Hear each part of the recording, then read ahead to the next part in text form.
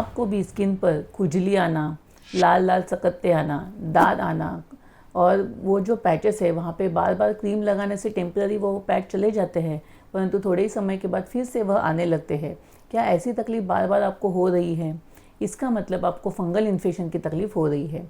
तो चलिए देखते हैं आज की इस वीडियो में ये फंगल इन्फेक्शन क्या होता है, क्यों होता है, उसके कारण क्या है, उसके लक्षण क्या है, उसके कौन कौन से टाइप्स होते हैं और आयुर्वेद उसे किस तरीके से समझता है और कौन कौन से घरेलू उपाय आप इस फंगल इन्फेक्शन के लिए अपना सकते हो।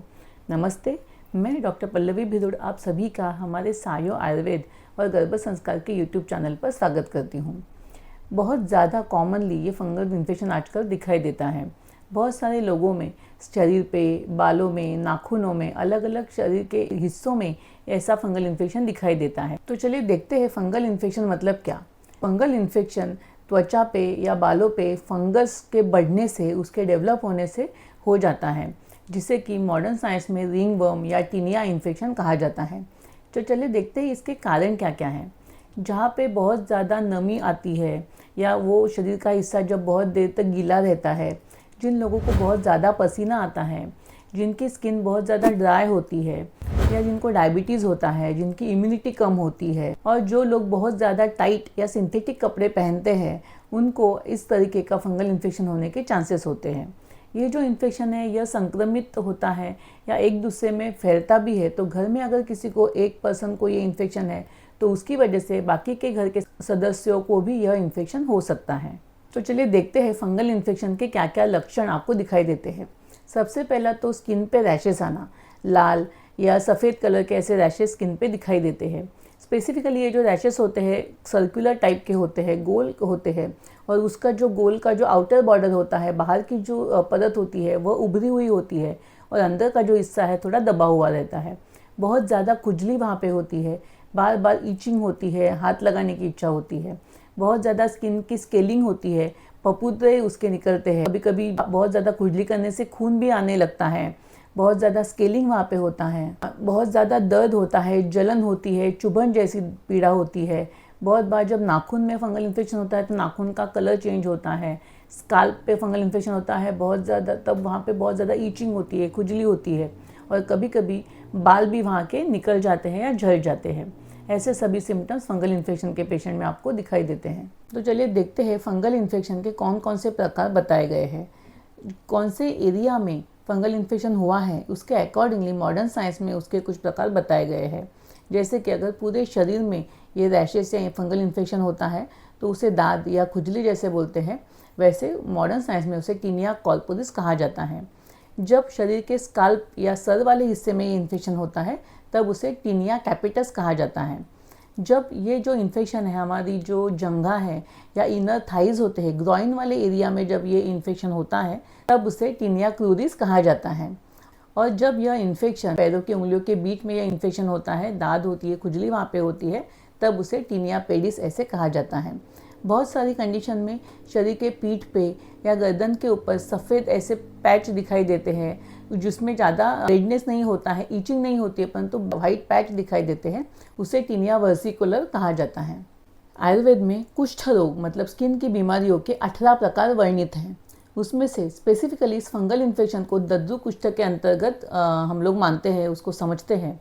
और यह जो इन्फेक्शन है या ये जो दद्दू कुष्ठ है, इसके मुख्य कारण जो है, इसमें बहुत ज़्यादा कफ और पित्त की दुष्टि होने के कारण जब रक्त दुष्टि होती है तब यह व्याधि दिखाई देती है। आयुर्वेद के अनुसार इसका मुख्य कारण दूषित आहार विहार है।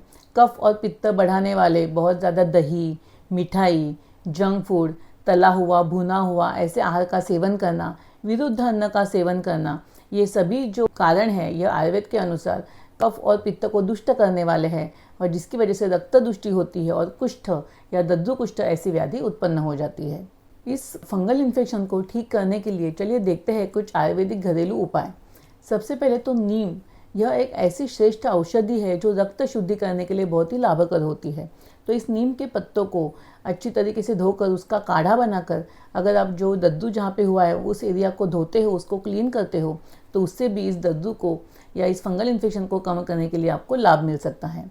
उसी के साथ साथ हल्दी जो आपके सबके घर पे होती है, जो एंटी इन्फ्लामेटरी है, एंटीसेप्टिक उसके अंदर प्रॉपर्टी है, तो इसका भी उपयोग लेप लगाने के लिए तो खोबरे का तेल या फिर तिल के तेल में मिलाकर अगर आप फंगल इन्फेक्शन के एरिया पे उसका लेप करते हो तो उससे भी आपको यह इन्फेक्शन कम होने के लिए फ़ायदा मिल सकता है। उसके साथ साथ पाचन तंत्र अच्छा होना यह भी बहुत आवश्यक है। उसके लिए अगर नियमित रूप से रात को 1 चम्मच त्रिफला का चूर्ण आप लेते हो तो उससे भी आपका पेट सही तरीके से साफ़ होगा, जो भी टॉक्सिन्स आपके शरीर के अंदर है वह निकल जाएंगे और यह फंगल इन्फेक्शन आपका कम हो सकता है। और उसी के साथ साथ हाइजीन मेंटेन करना, स्वच्छता रखना यह भी बहुत आवश्यक है, क्योंकि ज़्यादातर जैसे हमने कारण में देखा बहुत ज़्यादा पसीना जिनको होता है, बहुत टाइट कपड़े जो लोग पहनते हैं, उस एरिया में नमी जहाँ पे रहती है वहाँ पे ये फंगल इन्फेक्शन ज़्यादा डेवलप होता है और इसीलिए शरीर की स्वच्छता मेंटेन करना यह भी बहुत इंपॉर्टेंट होता है। परंतु यह सभी उपाय करने के बाद या बहुत ज़्यादा बाकी के भी सभी ट्रीटमेंट करने के बाद, क्रीम लगाने के बाद भी या बहुत सारी दवाइयाँ लेने के बाद भी अगर आपका ये फंगल इन्फेक्शन नहीं जा रहा है या फिर बहुत ज़्यादा तेज़ी से बढ़ रहा है, शरीर में अलग अलग हिस्सों में यह डेवलप होते जा रहा है, तो ऐसी कंडीशन में आपको आपके नज़दीकी वैद्य को दिखाकर इसकी प्रॉपर आयुर्वेदिक चिकित्सा करना आवश्यक है। आयुर्वेदिक चिकित्सा करते समय सबसे पहले तो आहार को मॉडिफाई करना, विहार को मॉडिफाई करना, उसके जो मेन हेतु है जिस कारण से यह हुआ है उसको हटाना, यह बहुत इंपॉर्टेंट है। उसी के साथ साथ बॉडी के टॉक्सिन्स को हटाने के लिए शोधन चिकित्सा मतलब कि पंचकर्म चिकित्सा के माध्यम से इसमें बहुत अच्छी तरीके से राहत आपको दिखाई देती है। उसमें स्पेसिफिकली विरेचन पंचकर्म, रक्तमोक्षण चिकित्सा, बस्ती चिकित्सा, ऐसे सभी पंचकर्म चिकित्सा हम लोग करते हैं, जिससे कि यह जो फंगल इन्फेक्शन है या दद्दू कुष्ठ है यह जड़ से पूरे बॉडी से निकलने के लिए आपको फ़ायदा मिल सकता है।